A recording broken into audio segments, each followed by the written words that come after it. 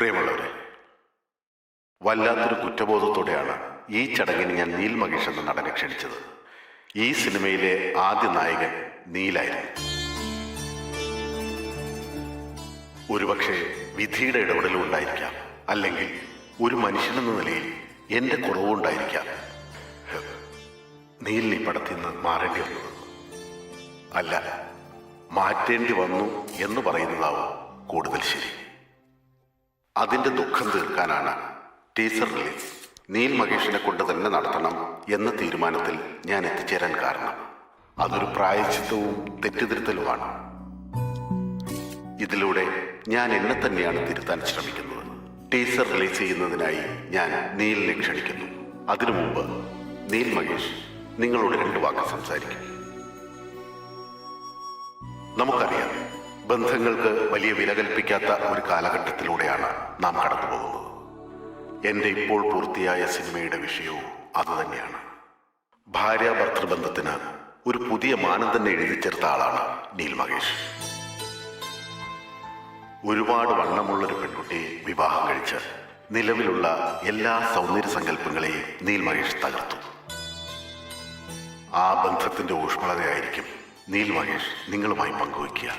Teaser ലോഞ്ചിങ്ങിനായി ഞാൻ Neil മഹേഷിനെ സ്നേഹപൂർവ്വം ക്ഷണിക്കുന്നു. വരൂ.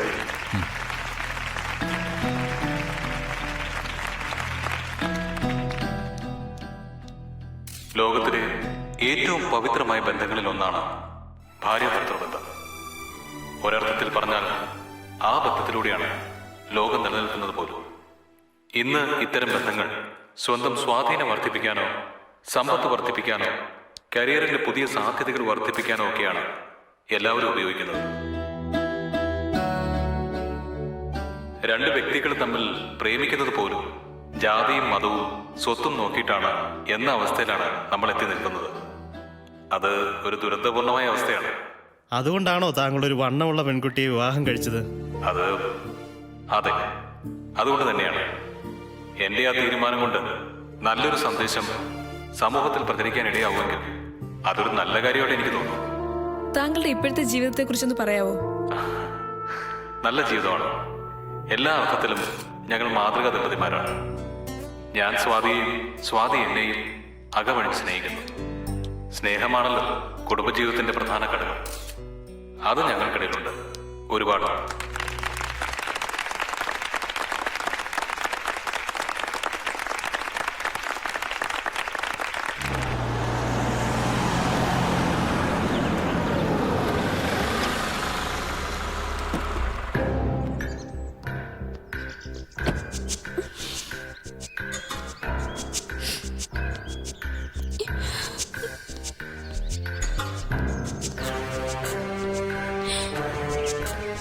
നീലിന്റെ ഭാര്യയല്ലേ?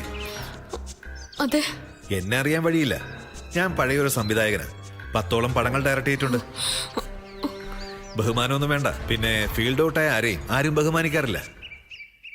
അല്ല, നിങ്ങൾ എന്താ ഇവിടെ നിൽക്കുന്നത്? അത് നീൽ മഹേഷും ഭാര്യയും കൂടി ആയിരിക്കും ടീസർ റിലീസ് നടത്തുക എന്നായിരുന്നല്ലോ മെസ്സേജ്. എന്തു പറ്റി? എനിക്ക് നീൽ മഹേഷ് എവിടെ? ഫംഗ്ഷന് പോയി. എന്നിട്ടാണോ ഇവിടെ നിൽക്കുന്നത്? ഞാനൊരാളെ കാത്തു നിൽക്കുക. ആരെ? എൻ്റെ ഒരു ഫ്രണ്ടിനെ. കള്ളം. കുട്ടി ഇപ്പൊ പറയുന്നത് പച്ച കള്ളവാ. അത് ഈ മുഖത്തുനിന്ന് വായിക്കാം. ഞാൻ പറയട്ടെ, കുട്ടിയുടെ നിൽക്കാനുള്ള കാരണം? നീൽ മഹേഷ് കൂടെ കൂട്ടാൻ തയ്യാറായില്ല. അയ്യോ, അങ്ങനെയല്ല. അങ്ങനെയാണ്. അല്ലെങ്കിൽ എന്റെ കൂടെ വാ ഹാളിലേക്ക്. അയ്യോ, നിങ്ങൾ തമ്മിലുള്ള രസക്കെട്ടിന്റെ കഥകൾ കുറച്ചൊക്കെ ഞാനും കേട്ടതാ. അന്ന് ഇപ്പൊ ഫംഗ്ഷൻ നടക്കുന്ന സംവിധായകന്റെ സെറ്റില് നീലിന് ഭക്ഷണവുമായി വന്ന സ്വാതിക്ക് നേരിടേണ്ടി വന്ന അവഗണനയെ കുറിച്ച് എന്നോട് 2-3 പേര് പറഞ്ഞിട്ടുണ്ട്. കലാകാരനെ ആരാധിക്കാൻ മാത്രമേ കൊള്ളൂ സ്വാതി. സ്നേഹിക്കാൻ കൊള്ളില്ല. കൂടെ ജീവിക്കാൻ ഒട്ടും കൊള്ളില്ല. ഇത്രയും കപടരായ നന്ദിയില്ലാത്തൊരു കൂട്ടം എല്ലാരും അല്ല കേട്ടോ, ചിലർ. നീൽ മഹേഷിനെ പോലെ ചുരുക്കം ചിലർ. സർ, എന്നെ ഇവിടെ കണ്ട കാര്യം ആരോടും പറയരുത്. തിരസ്കരിക്കപ്പെടുന്നവന്റെ കൂടെ നിൽക്കുന്നവനാണ് നല്ല കലാകാരൻ. ഒരു നല്ല കലാകാരനാണോ ഞാനെന്ന് തിരിച്ചറിയാനുള്ള അവസരമാണിത്. ഞാനിത് വിനിയോഗിക്കും. എന്റെ ദൈവമേ.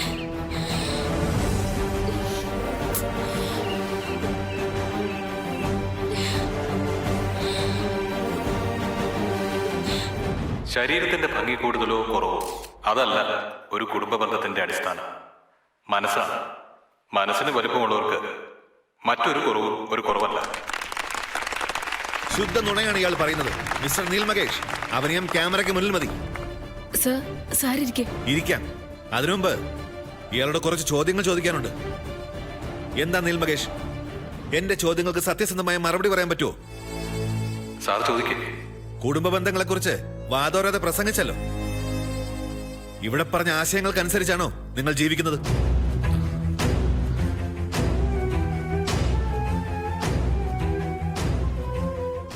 അതെ.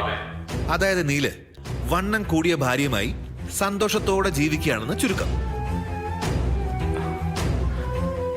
അതെ. എന്നിട്ട് ആ കുട്ടി എന്താ ചടങ്ങിന് കൊണ്ടുവരായിരുന്നത്?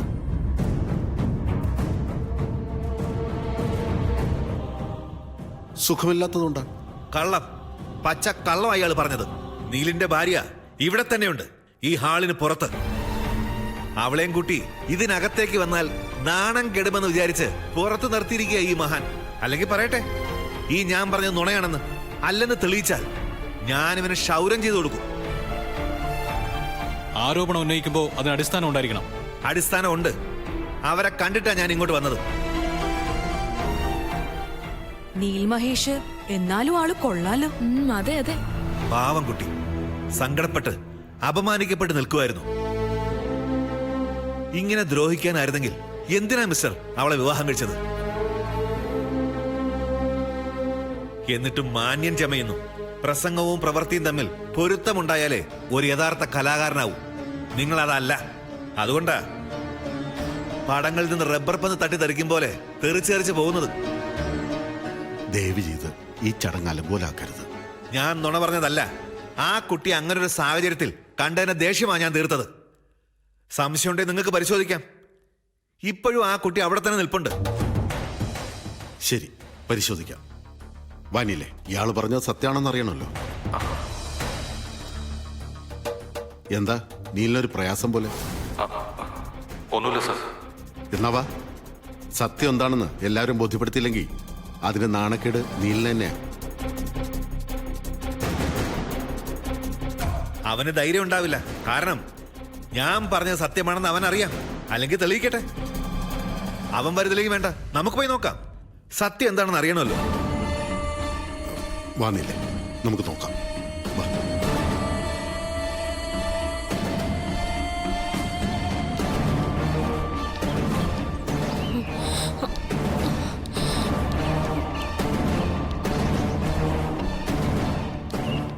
എല്ലാരും വാ.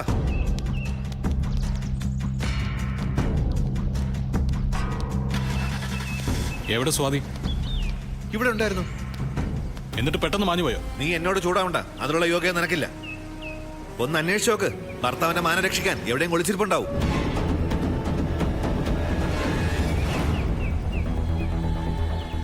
ഇവിടെങ്ങും ഇല്ലല്ലോ. ഇപ്പം മനസ്സിലായല്ലോ, മനഃപൂർവ്വം എന്നെ കരിവാരി തേക്കാൻ ശ്രമിച്ചതാണെന്ന്. എങ്ങനെയെങ്കിലും ജീവിച്ചു പൊയ്ക്കോട്ടെ സർ. സഹായിച്ചില്ലെങ്കിലും ഉപദ്രവിക്കാതിരിക്കുക. ഞാൻ നുണയല്ല പറഞ്ഞത്. ഞാൻ കണ്ടതാ സ്വാതിയെ. സംസാരിച്ചതുവാ. എന്നിട്ട് സ്വാതി എവിടെ പോയി? താൻ പറഞ്ഞതാണ് സത്യമെങ്കിൽ സ്വാതി എവിടെ തന്നെ കാണേണ്ടതല്ലേ? നേര് പറ, എൻ്റെ ഈ ഫംഗ്ഷൻ അലങ്കോലമാക്കാൻ കരുതിക്കുട്ടി ഒന്ന് പ്രശ്നം ഉണ്ടാക്കിയതല്ലേ താൻ? അയ്യോ, ഞാൻ പറഞ്ഞത് സത്യവാ. ഇനിയും സാറിനെ വിശ്വസിക്കാനോ? സാറ് പറഞ്ഞല്ലോ, എന്റെ സ്വഭാവം കൊണ്ട് റബ്ബർ പന്ത് തട്ടിത്തെറിക്കുന്നത് പോലെ ഓരോ പടത്തിൽ നിന്നും ഞാൻ തെറിച്ചു പോകുന്നെന്ന്. ഈ പടത്തിൽ നിന്ന് തെറിക്കാനുണ്ടായ സാഹചര്യം സാറിനോട് ചോദിച്ചു നോക്ക്. സാറ് പറയും. അതൊന്ന് മനസ്സിരുത്തി കേട്ടു നോക്ക്. എന്നിട്ട് തീരുമാനിക്കുക ഞാനൊരു റബ്ബർ പന്താണോ അല്ലയോ എന്ന്. സോറി നീൽ, ഇങ്ങനെയൊക്കെ സംഭവിച്ചതിൽ ഞാൻ മാപ്പ് ചോദിക്കുന്നു. സാരമില്ല സർ. സാറൊരു തെറ്റും ചെയ്തിട്ടില്ലല്ലോ. എനിവേ, സന്തോഷം. ഞാൻ തിരിച്ചു പോവാ. മൂഡ് സ്പോയിലായി. ഇനി ഇവിടെ നിന്നാൽ ശരിയാവില്ല. എനിക്ക് മനസ്സിലാവും. ഏതായാലും വന്ന് ഇത്രയെങ്കിലും ചെയ്തു തന്നില്ലേ, താങ്ക്സ്. നന്ദി ഞാൻ അങ്ങോട്ടല്ലേ സാർ പറയേണ്ടത്, ഇത്രയും നല്ലൊരു വേദി തന്നതിന്. ഇനി എന്തിനാ ഇവിടെ നിൽക്കുന്നത്? പൊയ്ക്കൂടെ? ഇതുപോലുള്ള ചടങ്ങുകൾ ഒരുപാട് നടക്കുന്നുണ്ട് സിറ്റിയിൽ. കള്ളും കുടിച്ചതെന്ന് ഓരോ കാരണങ്ങൾ പറഞ്ഞ് അതൊക്കെ നശിപ്പിക്കുക. ഞാൻ ഒരിക്കലും മനഃപൂർവ്വം അല്ല. മനസ്സിലായി. കൂടുതൽ വിശദീകരിക്കണമെന്നില്ല.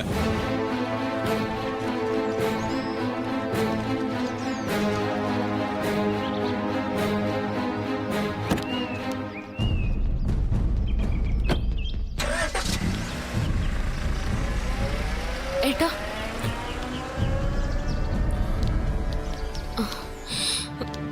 ഞാൻ ഞാൻ ഞാനിവിടെ ഒളിച്ചിരിക്കുകയായിരുന്നു. നന്നായി.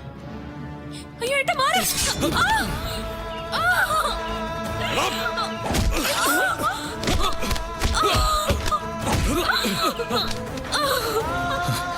സ്വാതി, എന്താ നീ കാണിച്ചത്? അല്ലെങ്കിൽ ആ വെട്ടന്റെ ഏട്ടന് കൊണ്ടുവന്ന് വാ, ഹോസ്പിറ്റലിൽ പോ.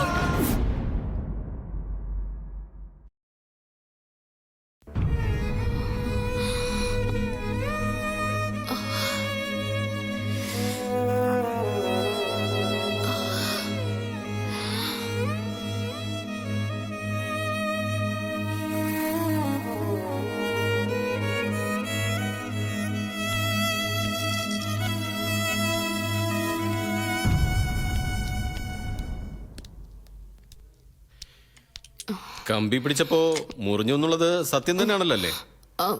നല്ല മൂർച്ചയുള്ളൊരു കമ്പിയിൽ പിടിച്ചതാ, അറിയാണ്ട് പറ്റിയതാ. ശരി. ഡോക്ടർ, കൈക്ക് വേറെന്തെങ്കിലും പ്രോബ്ലം? പേടിക്കണ്ട, മുറിവ് ആഴമുള്ളതല്ല. സ്റ്റിച്ചിട്ടത് കൊണ്ട് 2 ദിവസം കൈ അധികം സ്ട്രെയിൻ കൊടുക്കരുത്. പിന്നെ നനയ്ക്കരുതെന്ന് പ്രത്യേകം പറയേണ്ട ആവശ്യമില്ലല്ലോ. പെയിൻ ഉണ്ടെങ്കിൽ മാത്രം ഇതിലെഴുതി ആദ്യത്തെ ഗുളിക കഴിക്കണം. ശരി. രണ്ടാമത്തേത് വേഗം മുറിവുണങ്ങാനുള്ളതാ. ശരി ഡോക്ടർ, താങ്ക് യു. ശരി, വാ.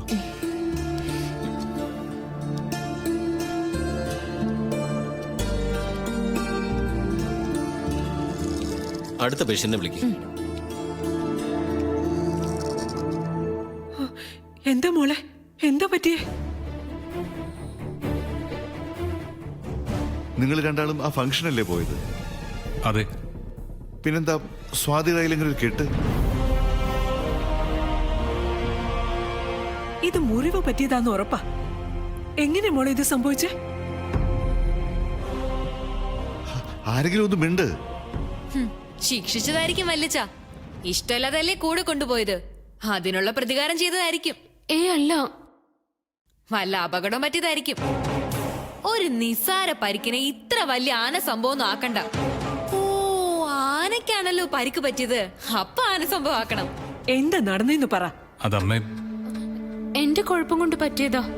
ആ ഹാളില് ഒരു ഇരുമ്പ് കസേര ഉണ്ടായിരുന്നു. അതിന്റെ മുകൾ ഭാഗം കത്തി പോലെ ഇരിക്കുന്നത് ഞാൻ ശ്രദ്ധിച്ചില്ല. കേറി പിടിച്ചു. വെറുതെ ആയിരിക്കില്ല. അവിടെ വന്നവരൊക്കെ വായി നോക്കി നിന്നാ ഇതല്ല ഇതിനപ്പുറവും സംഭവിക്കും. പാവ നീല് എന്തോരം കഷ്ടപ്പെട്ടിട്ടുണ്ടായിരിക്കും. എന്തിന്? മുറിഞ്ഞത് സ്വാതിയുടെ കൈയല്ലേ? മുറിഞ്ഞത് ഇവളുടെ കയ്യാ, പക്ഷെ നാണം കെട്ടത് നീല. അവിടുന്ന് ഇവളെയും കൂട്ടി ആശുപത്രി പോണ്ടേ? ഞാൻ അപ്പോഴേ വിചാരിച്ചതാ ഇതൊക്കെ പ്രശ്നമാവുന്നു. നിങ്ങൾക്കൊക്കെ ആയിരുന്നല്ലോ ഇവളെ കൊണ്ടുപോകത്തല് സങ്കടം. ഇപ്പൊ എങ്ങനെയുണ്ട്? എല്ലാവർക്കും സന്തോഷായില്ലേ? നിങ്ങൾക്കൊക്കെ ആയിരുന്നല്ലോ ഇവളെ കൊണ്ടുപോകത്തല് സങ്കടം. ഇപ്പൊ എങ്ങനെയുണ്ട്? എല്ലാവർക്കും സന്തോഷായില്ലേ? ഡോക്ടർ എന്തു പറഞ്ഞു? സ്റ്റിച്ചുണ്ട്, 1-2 ദിവസം ശ്രദ്ധിക്കണം.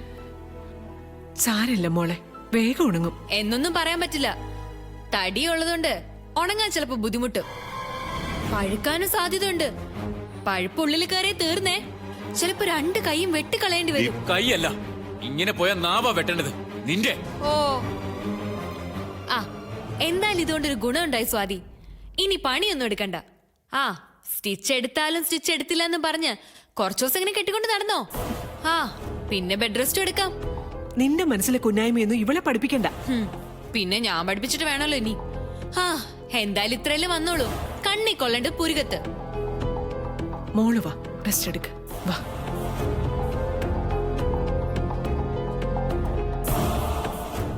നീ ഒന്ന് ഇരിക്കും.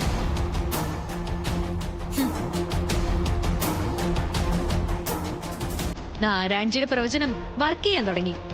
നീ സന്തോഷിച്ചോ?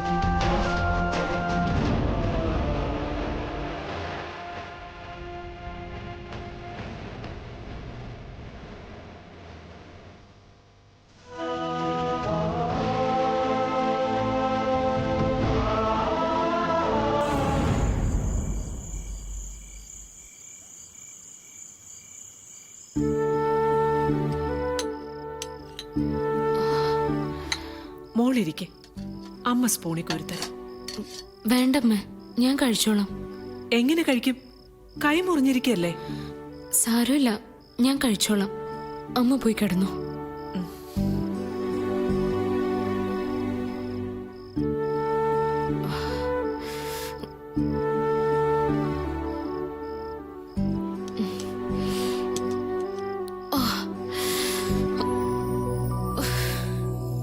കഴിക്കാൻ പറ്റുന്നില്ലേ? കുറച്ച് പാലെങ്കിലും എടുത്ത് കുടിക്കേ. വേണ്ട, പാല് കൂടി ഞാൻ നിർത്തി. പാല് കുടിക്കുന്നതുകൊണ്ടാ വണ്ണം കൂടുന്നത്. പട്ടിണി കിടക്കാനാണോ പരിപാടി? ഞാൻ ഹെൽപ്പ് ചെയ്യാം. എന്റെ ജീവൻ രക്ഷിക്കാൻ നോക്കിയപ്പോ കിട്ടിയ ശിക്ഷയല്ലേ, അപ്പൊ ഞാൻ തന്നെ വേണമല്ലോ സഹായിക്കാൻ. വേണ്ട, ഏട്ടന് ബുദ്ധിമുട്ടാവും. ബുദ്ധിമുട്ടൊക്കെ തന്നെയാ, എന്നാലും എന്റെ കടമ ഞാൻ ചെയ്തില്ലേ പറ്റൂ. ഇരിക്കും.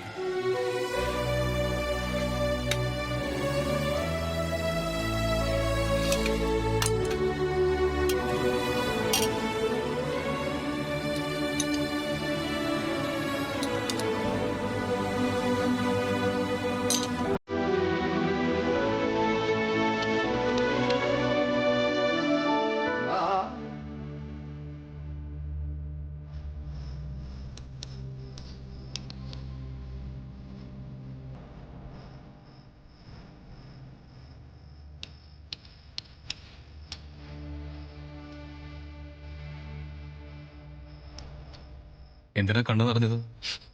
വെറുതെ. കരയാതെ കഴിക്കേ.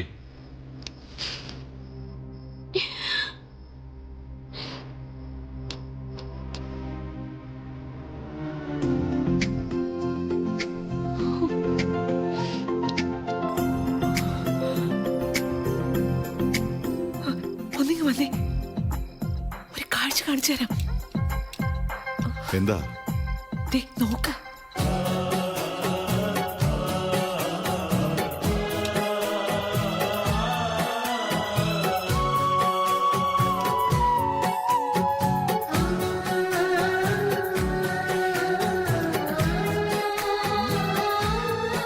എന്താണ് രണ്ടാളും കൂടി? നീ അപ്പുറത്തേക്ക് പോയിക്കേ. അതെന്തിനാ? അത് കണ്ടോ?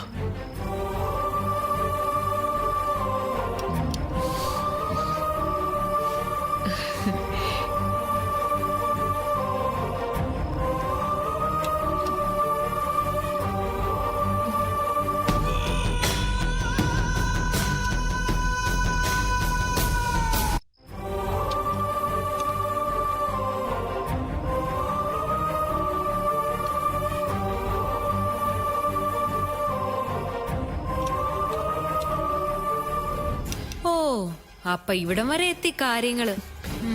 ദേ ഗൗരി, അവര് ഭാര്യയും ഭർത്താവും എന്ത് വേണമെങ്കിലും ചെയ്തോട്ടെ. നീ ചെന്ന് വെറുതെ ഇടംകൊലിടാൻ നിൽക്കണ്ട. ആരും പറഞ്ഞ് അടങ്കൂലിടാൻ പോവാണെന്ന്? അവര് രണ്ടുപേരും സ്നേഹത്തോടെ കഴിയുന്നത് നല്ലതല്ലേ? അതാണ്, അങ്ങനെ വേണ്ട നമ്മൾ ചിന്തിക്കാൻ. ഇപ്പോഴെങ്കിലും നിനക്ക് ആ തിരിച്ചറിവുണ്ടായല്ലോ. തിരിച്ചറിവ്.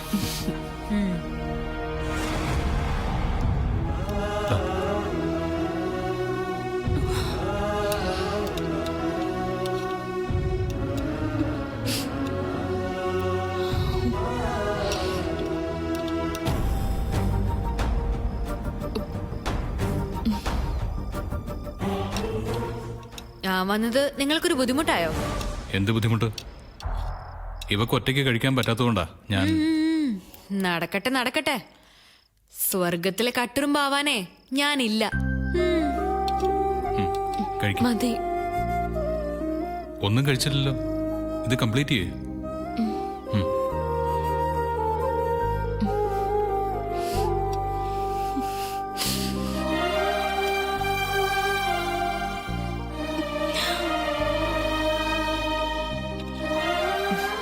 എല്ലാം ശരിയായി. അവർക്കിടയിലെ പിണക്കൊക്കെ തീർന്നു. എന്നും ഇങ്ങനെയൊക്കെ ആയാ മതിയായിരുന്നു. നടക്കട്ടെ.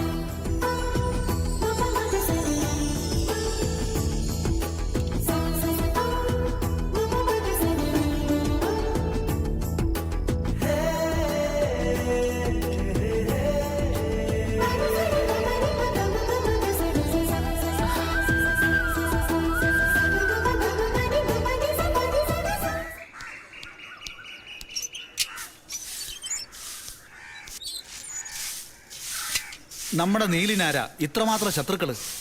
എന്തേ?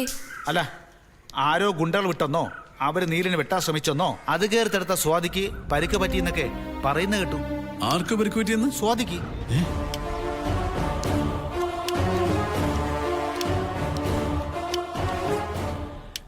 നീലിനെ വെട്ടാൻ ശ്രമിച്ചപ്പോ അവള് കൈകൊണ്ട് തടഞ്ഞതാ. എന്നിട്ടാണോ അച്ഛൻ ഇത്ര നിസ്സാരമായിട്ട് പറയുന്നത്? നിസ്സാര പരിക്കേ ഉള്ളൂ, കൈ ഒന്ന് മുറിഞ്ഞു, അത്രേ ഉള്ളൂ. ഇവളെന്തിനാ തടയാൻ പോയത്? അത് ശരി, നീൽ അവളുടെ ഭർത്താവല്ലേ? ഭർത്താവിന് ജീവൻ രക്ഷിക്കേണ്ടത് ഒരു ഭാര്യയുടെ കടമയല്ലേ? ഭർത്താവ്? അയാളാണോ ഭർത്താവ്? ആ വിചാരം എന്തെങ്കിലും അയാൾ കൊണ്ടോട്ടുണ്ടോ? പോട്ടെ, അച്ഛൻ എവിടെ നിന്ന് ഇവർ അറിഞ്ഞത്? അരവിന്ദേട്ടൻ വിളിച്ചു പറഞ്ഞതാ. ഏട്ടനോട് വേറെ ആരോ പറഞ്ഞതാ.